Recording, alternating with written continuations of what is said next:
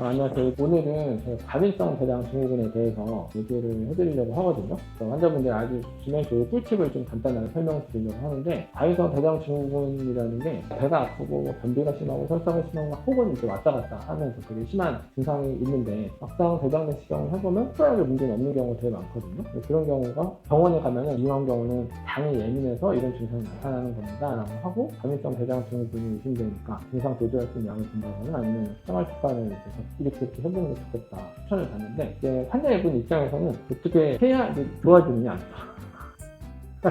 저희가 또 있나요? 올 사람 또 있어요? 몇 명 있어요? 없어요?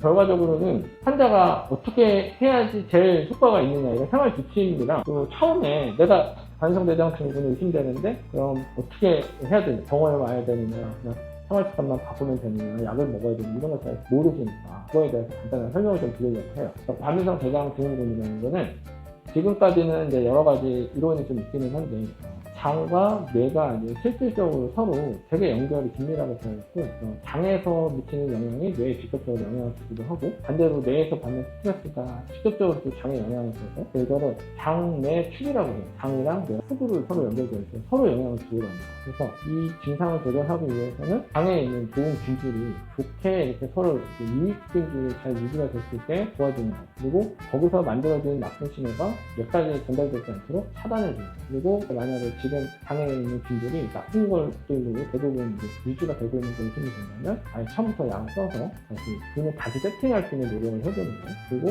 이제 운동이나 수면을 통해서 장에서 발생하는 나쁜 신호가 뇌로 가지 않도록 차단해주는 거예요. 여러 가지 말씀드릴 수 있는데, 딱 4가지를 딱 간단하게 정리를 해드리자면, 일단은 장에서 좋은 균들이 있는 게 중요해요. 장에 100쪽의 균들이 있는데 그 균들이 정말 가능하면 다양하게 있고, 또 좋은 균들이 많을수록 좋거든요. 그렇게 좋은 균들이 장에 많이 살려면 기본적으로 유산균을 충분히 좀 섭취해 주시고, 유산균이 좋은 균인데 그 균들이 잘 먹고 살아갈 수 있도록 유산균이 먹을 수 있는 먹이를 제공을 해주셔야 되거든요. 그게 식이섬유, 채식 위주의 식단을 유지할 수 있는 게 되게 중요해요. 그 채식도 되게 다양한 채식, 여러 가지 채소를 여러 가지 식이섬유를 제공해서 여러 가지 좋은 유익균들이 장에서 살 수 있도록 도와주는 거, 그게 첫 번째예요.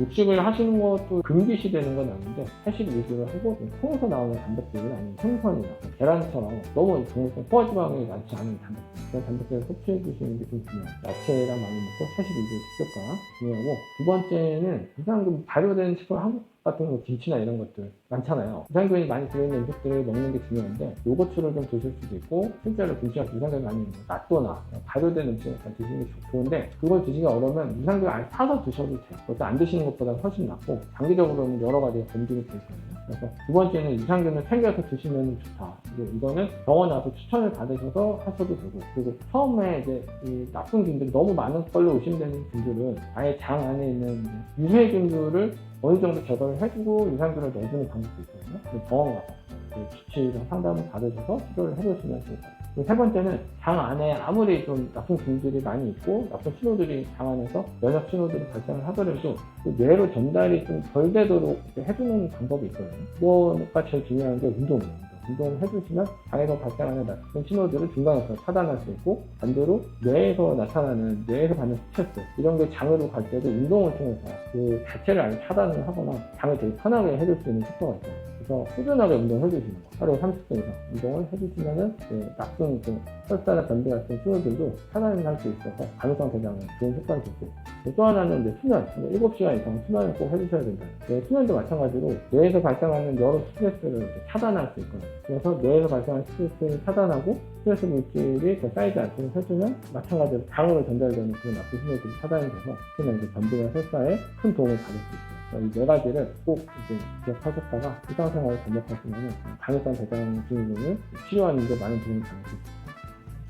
그리고 과민성 대장 증후군이라는 게 기본적으로는 대장 내시경을 했을 때는 육안상으로 보일 때는 크게 문제가 없는 흡연이 전제가 돼야 되거든요. 그래서 진단을 받기 위해서, 그리고 치료를 하기 위해서는 증상이 있다면 대장 내시경을 꼭 해보시는 걸 추천합니다. 하시는 게 좋을 것 같아요. 다음 주에는 고지혈증에 대해서 영상을 찍어볼 건데, 환자분들이 제일 궁금해하는 게 고지혈증 내가 진단이 되면 꼭 약을 먹어야 되느냐, 약을 먹으면 언제까지 먹느냐, 이게 정말 궁금한 화두고 항상 그거 물어보시고 닥터들은 그것 때문에 설명하시면 어려운 경우가 있는데, 그거에 대해서 속 시원하게 다음 주에 설명해드리겠습니다.